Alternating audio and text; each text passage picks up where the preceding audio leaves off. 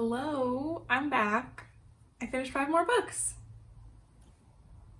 Let's go.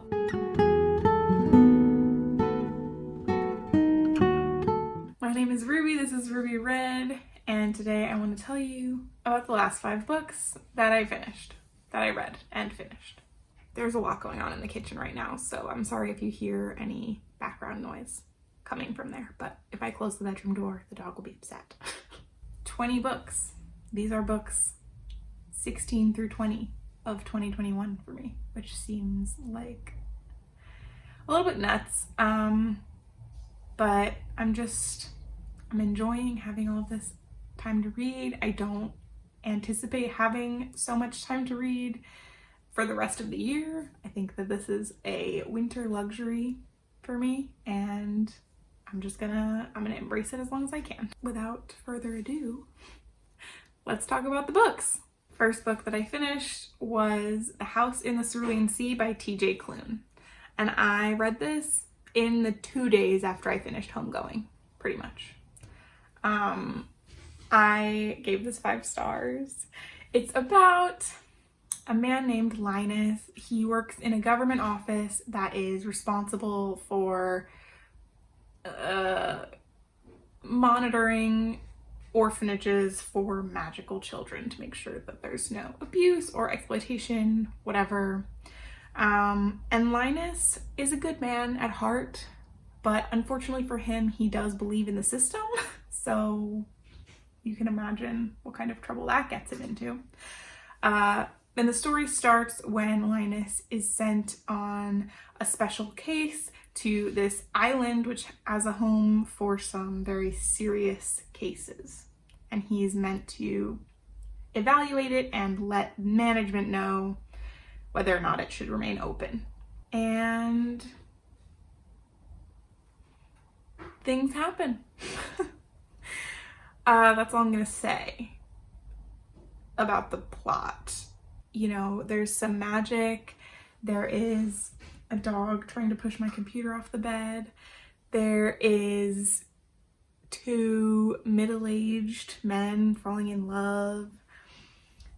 There's whimsy. There's so much whimsy. Like, honestly, inexplicable amounts of whimsy. This book I loved. It did make me cry. Not from sadness, but from like warmth in my heart. Just, I was moved. There is a little bit of a love story, but heavy found family vibes, you know? This book, to me, was like a funfetti birthday cake, you know what I mean? Like vanilla cake, vanilla buttercream, but like sprinkles throughout. It's like fun, it's rainbow, it's like, it's whimsical. It might be the Milk Bar birthday cake, you know? It's just so delicious and good for the soul, you know? I can't even tell you how sweet this book was. I can't. Tough topics. There is, you know, of course, discussion of child abuse, child neglect, but also bigotry, homophobia. Linus is a gay man. Linus is also a fat man, which I actually hadn't heard anyone talk about at all, and I'm just going to talk about it a little bit because I think it's worth talking about. I'm not an authority on this issue, but I just want to touch on it because I think it should be touched on. Carbon, please stop licking your foot. Thank you. Linus is a fat character, and there is some like internal and external fat phobia. There's some like discussion of dieting, and you know, I think Linus has a pretty good arc in relation to his body. I don't think that the book is fat phobic. I think that his ideas about a body and diets are challenged, which is good. And I don't know, the book is not about that, but it is part of the book. And I wasn't sure where to land on it initially, but after thinking about it, just sitting with it a little bit more, I think that it was good. So if anyone wants to continue this discussion in the comments, please let's. Okay, the next book that I read, it was actually an audiobook that I listened to, The Immortal Life of Henrietta Lacks by Rebecca Sklute. This was adapted into a movie in 2017. I have not seen the movie. So the book is about the life, the treatment, the family of Henrietta Lacks, a woman who died in the 50s from cervical cancer. And during her course of treatment, she's a Black woman, and this is taking place in Maryland. During the course of her treatment, her doctors harvest samples of her tumors. They use those samples, taken without real, without real consent, to great scientific and potential financial advantage. Good boy. There's a lot of controversy laid out in the book with great detail about the ethics of doing something like that, and about, you know, the fact that her family didn't find out about this for years, received no financial compensation, and do they deserve it legally? It's unclear. Personally, I think of course they do, but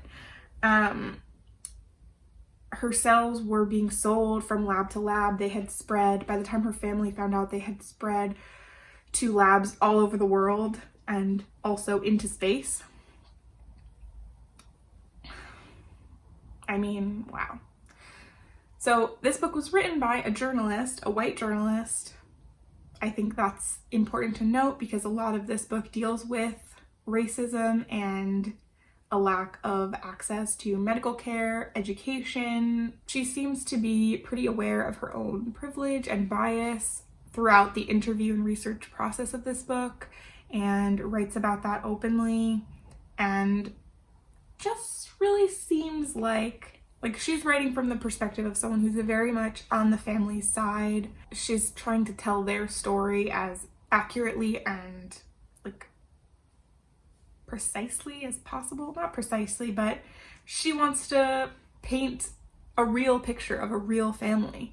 And, you know, she doesn't gloss over some of the nastier side effects of what this family has gone through because of their mother's cells being harvested, and also just because of living in America while Black. And she doesn't really pass judgment on them at any point. So I thought, you know, thumbs up. That was good. What do I know? But that's what I thought. I loved this book. I learned a lot about cell culture and the path of scientific and medical research advancement, and also the story of this big family who is still tied together by a woman who died decades ago. And I just thought that the narrative elements of this were woven together with the journalistic elements very well. So I highly recommend. I think I gave this one 4 stars. On to the next one. The third book I want to talk about is Assassin's Apprentice by Robin Hobb. It is about a young boy, Fitz. He is the illegitimate child of the king in waiting, and he has this magical ability to share a mind and a heart with animals, and this ability is called the wit. So the book follows him from ages about 6 to 16, I think, as he learns to navigate life as essentially an orphan living in the castle, because he is still peripherally part of the royal family. And he also finds out pretty quickly that the wit is something that is seen as shameful and evil, and that he must hide and, avoid doing at all costs. And a gay allegory, right? Anybody who's read this, am I right? I'm pretty sure I'm right. And if I'm not right, I'm still right. Do you know what I mean? Anyway, here's the thing.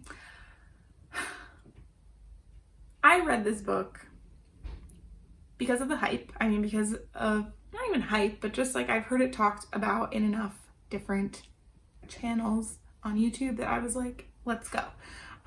Mostly I was moved to read this book by Reagan from Peruse Project. She has raved about Robin Hobb over and over again and insists that this series is the place to begin, so that is where I'm beginning. Listen, I will admit to you here and now that I only read this series once I realized that Robin was a woman. And I know there's a lot going on in the science fiction fantasy community, maybe not as much today as like historically and when this book was published, but there's a lot about, you know, using pen names or androgynous names for authors, female authors, to like get their books read, because the target audience from any like publisher for science fiction fantasy is going to be a man, right? So I don't know, like I've lived my life under the male gaze, through the male gaze. I spent my formative years reading books by and for the male gaze, and I'm over it. So yeah, I didn't want to read any science fiction fantasy books by men. I didn't want to do it. I'm over it. But when I found out it was a woman who wrote these, even though like the male gaze is still evident because of like publishing standards and industry and whatever, but anyway, yeah, I only read this once I found out that Robin was not a man, and I wanted to disclose that. And I also want this to be a place where we can have those kinds of discussions, you know. So call me out on it, or agree with me.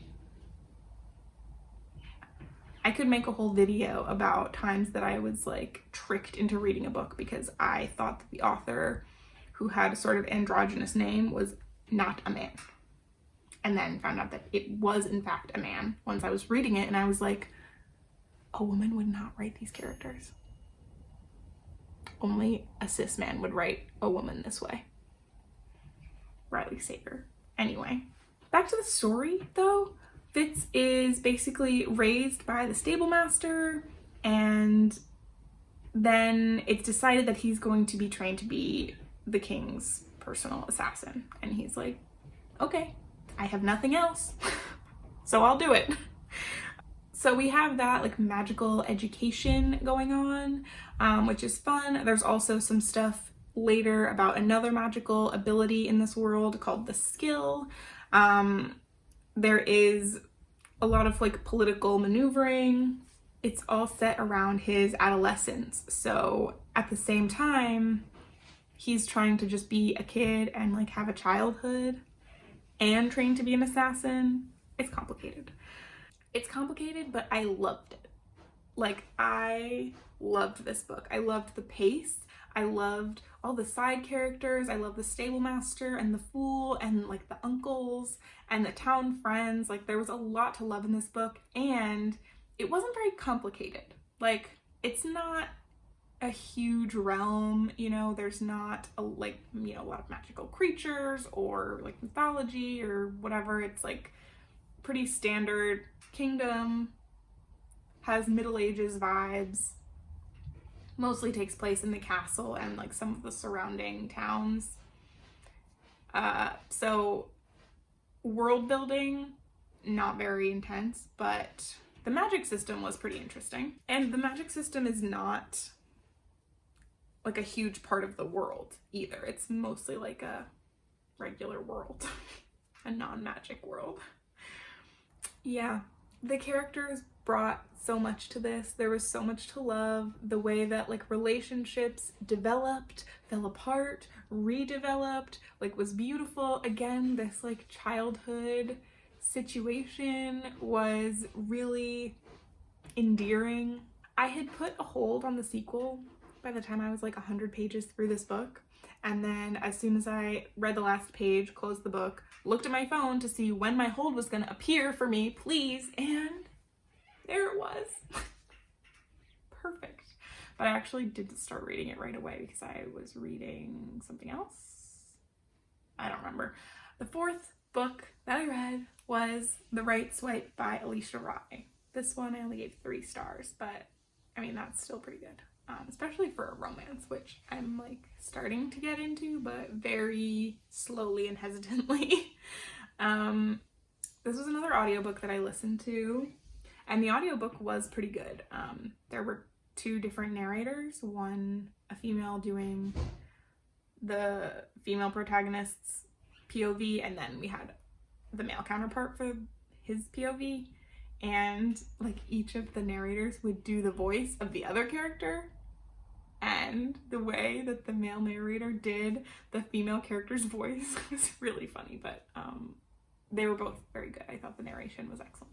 I thought that the performances were spectacular. Okay, what is this about?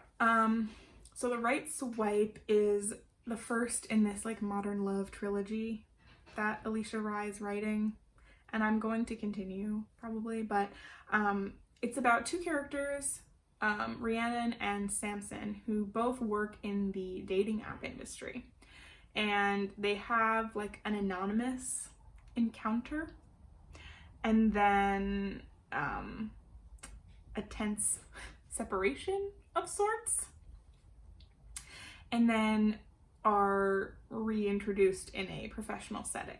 That's basically all you need to know. It gets messy and then it gets really sweet. There wasn't like a ton of smut in this book, but there was some. But there was mostly like intense discussion of like dating culture, dating app culture, and like mental health and like toxic and abusive relationships. So definitely a lot of heavy stuff in there. Our main girl, Rhiannon, is messed up. She's a workaholic. She has some relationship trauma that she is not working through. And our co-star, Samson, is also a little bit messed up, but like his trauma just wasn't that believable to me. His issues did not make sense to me when combined with his emotional maturity and his communication skills. Like, this guy was good, so why was he messed up? And obviously those things can coexist, but the way that he was written, I didn't believe that they did both exist in this one character. It was really good to see an example of how relationships could go, but I just kept rolling my eyes, and I don't want to be complaining that there was too much mature communication in this book, but I kept rolling my eyes about how understanding he was being. Like, I know why she's like that because I read her perspective, so I understand where she's coming from, but she has not communicated any of that to him. So why is he being so understanding about it? Because he has no reason to. Like, he, you know, it's great that he's a good guy, but I think it's a little unreasonable for anyone to expect like a partner to be his degree of like compassionate and understanding when he's not getting anything. Anyway, it was a really sweet story. It was a really sweet story, very nice, tackles a lot of stuff, shames the NHL. Very few white people overall in the story, so, you know, all that was great. And yeah, I'm gonna read the sequels. Okay, and the 5th and final book that I finished, the 20th book that I read in 2021, was Underland, A Deep Time Journey by Robert Mcfarlane. I've been reading this book for over a month, so great to finish it, finally. Yeah, I really took my time, and I'm glad of that. I think with some nonfiction, you need to let stuff sink in, you need to process. The author takes us on this deep exploration of things below the surface. He is definitely a poet, not a scientist, so there is some like scientific geological information in here, but it is mostly just beautiful writing about things that I couldn't even imagine. And it was so transportive? Is that a word? It really transported me to all these different amazing sites that like I'm never gonna see. Like I'm not going to. I don't want to. I mean, I want to, but some of the cave stuff, like I'm not gonna do that. And also some of the glacier stuff, I'm not gonna do that. So to read about it was extremely moving and satisfying and lovely. He really paints a picture of the relationship that humans have with underneath things, like burying things to keep them hidden or to protect them or to protect us, and the mythologies of various cultures and like relating to an Underland, and I don't know. Wow. The book takes us along with the author as he travels to mines, caves, tunnels, glaciers, root systems, an underground river, bunkers, and sort of the beauty and the tragedy that can be found in all of those places. Like the duality of putting things below and also the duality of man, you know? It was really beautiful. Oh, I really loved it, but I did struggle to pick it up. Like once I was reading it, I was like heart eye emoji. But then once I put it down, even if I just put it down to go grab some water or something, I would really struggle to pick it back up. And I don't know what that's about. So if you know what that's about, please leave it in the comments below because I just want to know. And that one I also gave 4 stars to because I wanted to give it 5 stars, but I was like, why couldn't I pick this up? And also I was kind of bored by the parts of the cave stuff. Sorry. I love sitting down to do these. It's so nice to talk about books. It's one of life's greatest joys, right next to reading the books. Thank you so much for watching, and if you've read any of these, let me know down below. Would love to know what you thought about them. And make sure you're subscribed so you don't miss my next wrap up. And that's it. See you later. And now for a little BTS of my filming setup today. Hi.